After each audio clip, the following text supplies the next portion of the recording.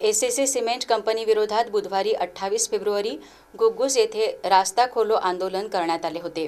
देवराव भोंगळे यांच्या आंदोलनाच्या धसक्याने ACC cement कंपनीने ऊसगावचा रस्ता आधीच सुरू केला होता, परंतु त्या रस्त्यावरून शालेय बस, ऑटो आणि नागरिकांना ये-जा करण्यासाठी अडचणींचा सामना करावा लागत असल्याने तो अधिक प्रमाणात खुला करण्याची मागणी आंदोलकांनी केली होती।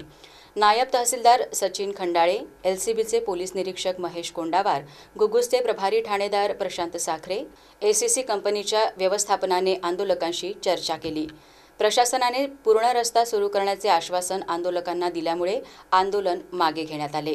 या आंदोलनात ऊसगाव आणि नकोडा येथील हजारो ग्रामवासियांनी सहभाग घेतला होता। हा गेल्या अनेक वर्षापासून ऊसगाव वासियांचा वहिवाटीचा रस्ता होता। गेल्या 1 महिन्यापूर्वी एसीसी मॅनेजमेंटनी या ठिकाणी आम्ही उभा तो रस्ता बंद केला होता। या संदर्भात एक 5-6 दिवसापूर्वी या ठिकाणी प्रशासनाचे अधिकारी आले आणि आम्ही त्यांना सांगितलं की आपण लवकरात लवकर रस्ता मोकळा करावा।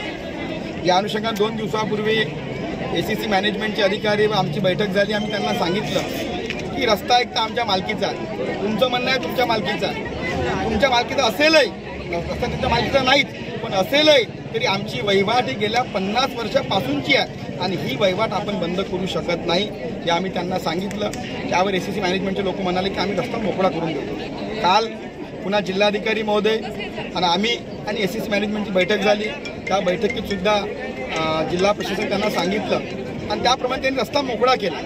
2 ठिकाणी रस्ता मोकळा केला पण या ठिकाणी आलं लक्षात असं आलं की हा रस्ता थोडा छोटा झाला, इथून बस जायला अडचण जाते आणि मग सर्व जनतेची मागणी होती की पुन्हा आपण 5-10 फूट रस्ता वाढवला पाहिजे। मग या संदर्भात सुद्धा आम्ही म्हटलं की रस्ता आत्ताच्या आत्ता मोकळा करा।